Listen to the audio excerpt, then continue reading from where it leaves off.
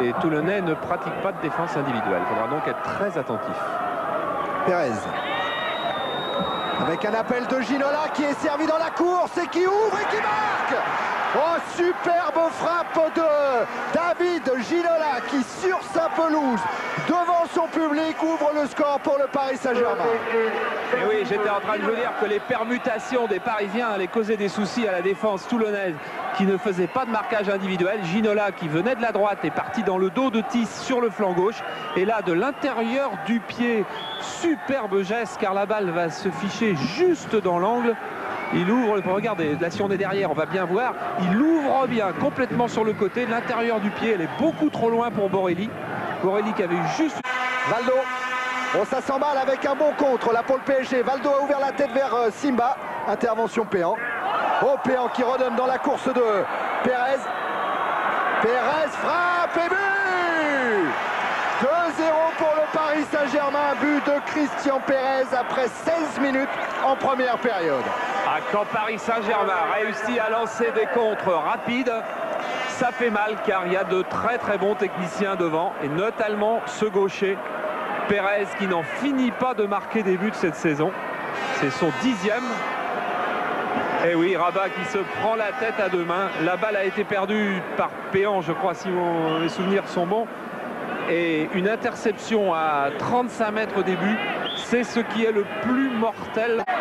Bernard Rodriguez avec Anziani, ballon qui va jusqu'à Carvalho dans la surface, Carvalho pour Leonardo Rodriguez, retourné, oh là là, oh là là là là, quel extraordinaire but de Leonardo Rodriguez pour Toulon, c'est fabuleux. Ah, ça sera peut-être son premier beau geste de la partie, mais quel geste, contrôle pied gauche et volé pied droit par l'Argentin, et ils sont tous ou presque très très beaux. Les matchs relancés avec Ginola là en débordement devant Carvalho. Ginola qui s'en but d'Amara Simba qui immédiatement redonne l'avantage au Paris Saint-Germain avec ce but du 3-1 signé Amara Simba. Ah, quel régal que cette rencontre ce soir. Quand je pense au petit malin qui avant-hier matin nous disait que c'était un match stupide à téléviser, celui-là doit avoir ses yeux pour pleurer ce soir. Débordement de Ginola, reprise d'Amara Simba qui a surgi beaucoup plus vite que Thierry Rabat. Le Gwen. Et c'est là que PSG est fort ce soir. C'est dans la relance à partir de la défense. Regardez comme ça, encore, c'est bien fait quand on se retrouve en situation dangereuse à l'autre bout du terrain. Avec Reynaud. Avec Simba maintenant qui joue en déviation pour Valdo. Tête à tête avec Borelli. Et but de Candido Filio Valdo. 4 buts à 1 pour le Paris Saint-Germain.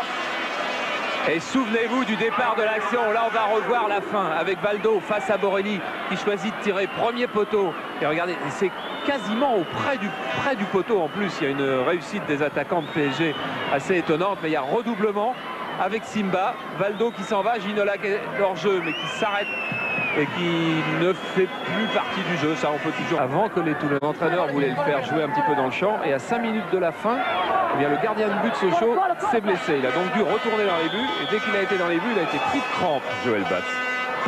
Le Gwen qui est parti tirer ce corner avec une tête et un but de Bruno Germain. Tête et but de Germain pour le 5-1 en faveur du PSG.